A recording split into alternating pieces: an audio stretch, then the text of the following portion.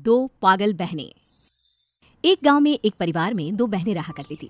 उन दोनों बहनों का एक दूसरे के अलावा दुनिया में और कोई नहीं था। दोनों बहनें एक दूसरे के साथ काफी खुश रहा करती थी, लेकिन पूरा गांव न जाने क्यों उन्हें दो पागल बहनों के नाम से जानता था। अरे बहन, कहाँ जा रही हो आज सुबह सुबह? अरे बस कुछ नहीं, जरा उन पागल बहनों के घर जा रही थी। अरे इतनी सुबह सुबह तुम्हें उन पागल बहनों से क्या काम आन पड़ा? अब क्या बताऊं, उन दोनों ने कुछ दिन पहले मुझसे कुछ रुपए उधार लिए थे, बस वही वापस लेने जा रही हूँ। अरे यार, तुम देख इस चक्कर में पड़ गए। पहले ही पूरा गांव उन दोनों को पागल कहकर बुलाता है और फिर भी तुमने उन्हें पैसे दे दिया। अब क्या करूं बहन, मैं तो इस गांव में नई आई हूँ, मुझे तो पता भी नहीं था, और देखने में तो मुझे पागल जैसी भी नहीं लगती। अरे तो कौन सा सच में वो दिमागी रूप से कमजोर या पागल है? बस उनका नाम पागल पड़ा हुआ है। लेकिन उसके पीछे कोई वजह तो होगी ना, ऐसे थोड़ी ना कोई किसी का नाम पागल रख देता है। अब ये तो मैं नहीं जानती। सारा गांव पागल बहन करके बुलाता है, तो सोचा मैं तुम्हें भी बता दूं। कमला अपने पैसे लेने के लिए उन दोनों पागल बहनों के घर पहुंचती है। बड़ी का नाम था कांता और छोटी का नाम था शांता।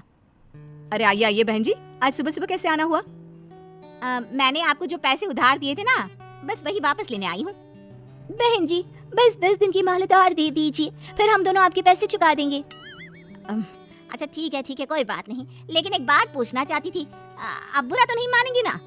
अरे नहीं, पूछिए ना, क्या बात है?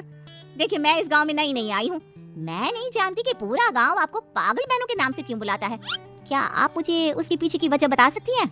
जाने दो ना बहन, बहुत लंबी कहानी है, फिर कभी सुनाएंगे। कमला के बार बार कहने पर भी कांता और शांता उसे ये नहीं बताती कि पूरा गांव उन्हें पागल बहन के नाम से क्यों बुलाता था। और फिर एक दिन गांव के किसान लक्ष्मण का निधन हो जाता है। लक्ष्मण का कोई बेटा नहीं था, उसकी सिर्फ 2 बेटियां थी। जब लक्ष्मण का निधन हुआ तो गांव वाले आपस में बात करने लगे। बेचारा लक्ष्मण, उसे तो आखिरी वक्त पर चिता में अग्नि देने के लिए कोई बेटा भी नहीं है। हाँ, लेकिन 2 बेटियां तो है, अब वही करेगी लक्ष्मण का सारा क्रियाक्रम। अरे नहीं, ऐसा थोड़ी ना होता है, ये काम तो बेटे का होता है। अरे पर बेटा कहाँ से लाए? पंडित से करवा लो या फिर उसकी बेटियों से कहकर सारा क्रियाक्रम करवा लो। लक्ष्मण की दोनों बेटियां उसके अंतिम संस्कार पर पहुंचती है। बड़ी बेटी कहती है, मैं अपने पिता को मुखाग्नि देने के लिए तैयार हूँ। हाँ दीदी, मुझे भी नहीं लगता कि इसमें कोई परेशानी है, आखिर वो हमारे पिता थे। अगर हमारा कोई भाई नहीं था तो ये काम हमें ही करना होगा ना। यह तुम कैसी बात कर रही हो लड़की? क्या तुम उन दोनों पागल बहनों के बारे में नहीं जानती?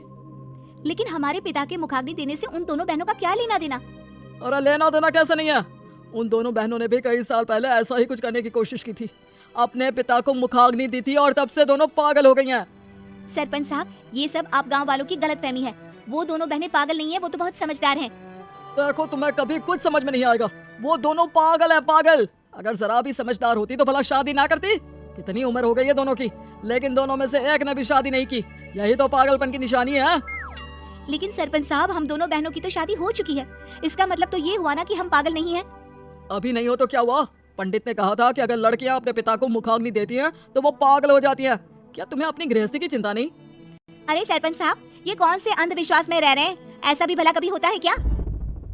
वैसे सरपंच साहब, ये बात तो हम भी जानना चाहते हैं कि आखिर सारा गांव उन दोनों बहनों को पागल कहकर क्यों बुलाता है।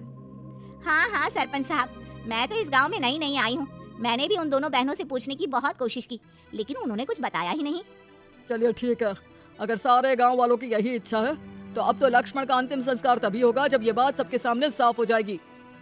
ठीक है सरपंच साहब, आप उन दोनों बहनों और उस पंडित को भी बुलाइए जिसने ये बात कही थी। दीदी बिल्कुल ठीक कह रही है, जब तक वो पंडित सामने नहीं होगा तब तक दूध का दूध और पानी का पानी नहीं होगा। सब लोगों के कहने पर उन दोनों पागल बहनों और उस पंडित को बुलाया जाता है जिसने पूरे गांव को ये बताया हुआ था कि पिता का अंतिम संस्कार करने से बेटियां पागल हो जाती है।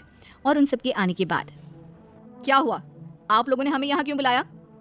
वैसे तो आप सब लोग हमें पागल पागल कहते रहते हैं, और आज यहाँ इस तरह, आखिर बात क्या है? पूरा गांव जानना चाहता है कि तुम दोनों पागल कैसे हुई। किसने कहा कि हम पागल हैं? ये तो आप सब गांव वालों ने बिना बात की अफवाह उड़ाई हुई है। पंडित जी, अब आप ही बताइए, आखिर सच क्या है? वो क्या है ना सरपंच साहब, बहुत साल पहले जब इन दोनों के पिताजी का निधन हुआ था तो इन दोनों ने जिद करके उनका अंतिम संस्कार कर दिया था। और देखिए ना, तब से ना दोनों की शादी हुई, ना कोई परिवार बसा, ऊपर से गांव का कोई भी इंसान इनसे बात नहीं करता। पागल हम दोनों नहीं, पागल आप सब गांव वाले हैं। मैंने शादी इसलिए नहीं की क्योंकि अगर मैं शादी कर लेती तो मेरी छोटी बहन अकेली रह जाती।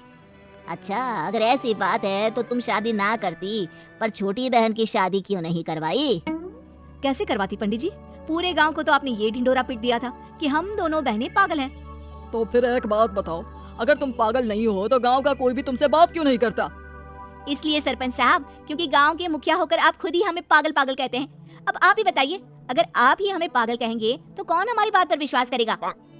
लेकिन तुम दोनों को अपना घर बसाना चाहिए था, शादी ब्याह करना चाहिए था। पंडित जी, अगर आप लोगों को हमारी इतनी ही चिंता थी तो आप लोगों ने कभी हमारी मदद क्यों नहीं की? जानते हैं ना पंडित जी, जब हमारे पिताजी का निधन हुआ तब हम छोटे थे और गांव के किसी भी इंसान ने हमारी कोई भी मदद नहीं की। ऊपर से हमें पागल करार देकर सबसे अलग रहने पर मजबूर कर दिया। हम लोगों से बहुत बड़ी गलती हुई है, हमें माफ कर दो। आज से कोई भी कांता और शांता को पागल कहकर नहीं बुलाएगा और इन्हें भी गांव में सम्मान पूर्वक देखा जाएगा। अब तो हम अपने पिता का अंतिम संस्कार कर सकते हैं ना? हाँ हाँ, बिल्कुल कर सकते हो। और गांव से इस प्रथा को पूरी तरह खत्म किया जाएगा। अब से जिसका बेटा नहीं है उसकी बेटी अपने पिता को मुखाग्नि दे सकती है।